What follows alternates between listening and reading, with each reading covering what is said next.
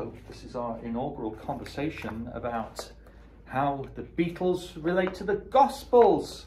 Yes.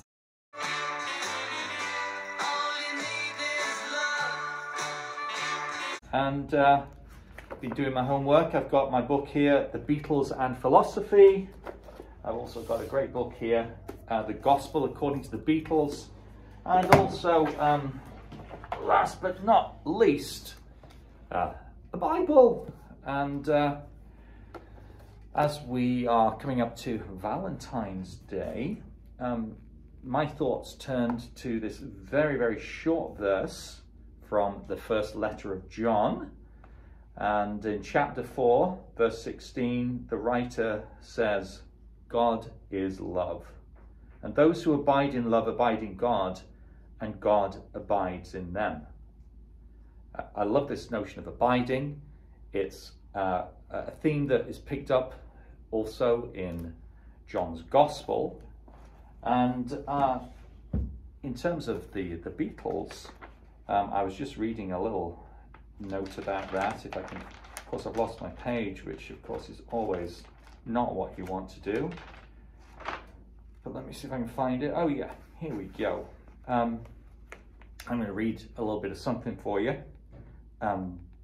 The word, as in the beginning was the word for the Beatles is love. And it's possible that this is a new take on St. John's Gospel proclamation that in the beginning was the Word. And you may well recall that famous little ditty that Paul pens called In the End. And it goes like this. And in the end, the love you make is equal to the love you take. Sound exactly like it. I do, but of course I screwed that up because it's the actual words are, in the end, the love you take is equal to the love you make.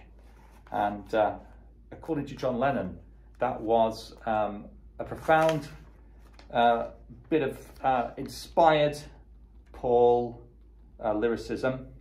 He comments that it's a very cosmic, philosophical line. And in a 1965 interview, Paul agrees with Lennon's claim that love seems like the underlying theme to the universe. What do you think of that? The underlying theme to the universe? I think that no matter what, at the end, no matter how hard you work or what you do, I think on your final day, you are going to think, who did I love? Who showed me love? How hard did I love? Who did I receive love? I really do think at the end of the day, love is all we need and love is all we can share in every single aspect. I love that. And thank you for that, Hope. And I might just add that for me, God is love. And that if I were to locate God in a very immanent, close sense, I would say that God is at the core of our being. Yes. That to say that God is love and then to add that we're made in God's image, right, is a way of claiming that cosmic love and locating it at the core and the ground of our being. I completely agree. I know that when I have personally been through hard times, I have literally said to myself, I am love. Yeah. And that has helped me get through everything. And me saying I am love is kind of saying that no matter what hard obstacles have been sent to me or that I can go through, that I'm going to get overcome it because I am love and God created me. Yeah, yeah. I love the way you put that. I am love, or I am loved is another way of thinking about it.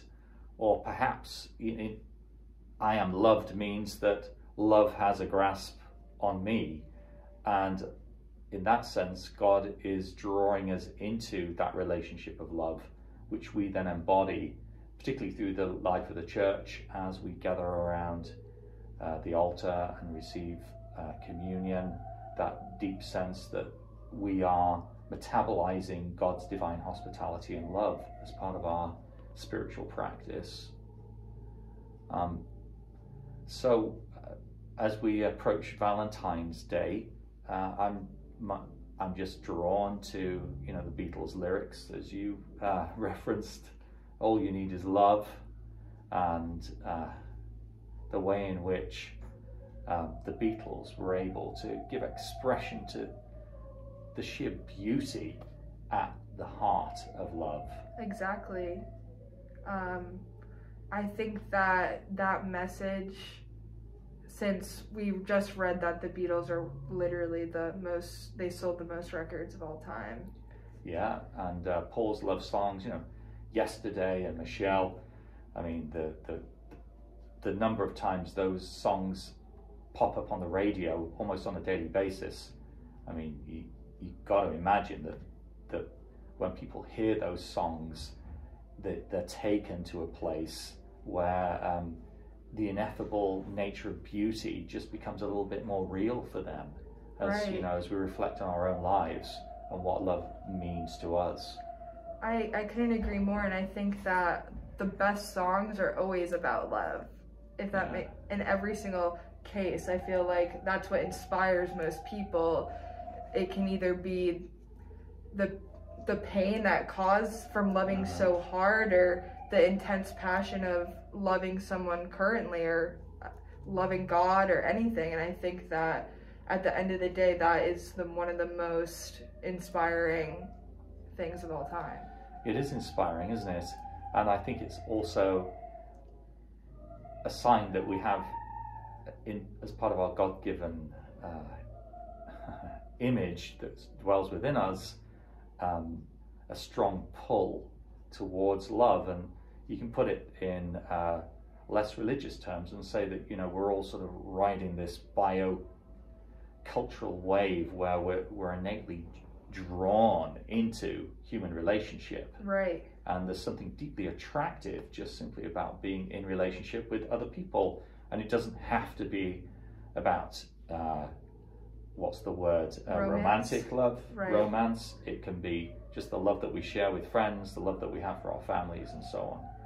Yeah, I completely agree. And I feel like Valentine's Day, even though I feel like it's shown to be for relationships, but at the end of the day, it's about love and who you want to show that love to. And it shouldn't be a holiday, because we should be doing this every single day. But I think that while we head towards Valentine's Day this Sunday, we should really maybe even play All You Need Is Love and really think about this impact that love has had in our lives and everything. That's right. And as you say that, I'm thinking ahead to Sunday, and I'm so delighted this year that St. Barnabas and the Irvington Presbyterian Church have joined together. Right. And we're going to be running a food drive. Right. For the community food pantry, and folks are invited to show up between 1 and 3 o'clock at the Irvington Presbyterian Church here in Irvington, with some canned goods, with some dried goods. Right. Because there's no better way of showing love for somebody than putting food on the table. Exactly. And food in general can be a way of showing love too, and just coming together and eating a meal with everyone, and just talking and asking about everyone's day, or like even the food drive, you can get to know those people that you're donating to, or everything. Like, it just bringing the community together. There are lots of opportunities for volunteering at the local food pantry, that's for sure. But I guess as we wrap up, we hope that we've given you some food for thought as Valentine's Day approaches, and as we might say in Liverpool, there's a whole lot of love to go around, and so let's be part of that great circle of love, and rock on. Rock on.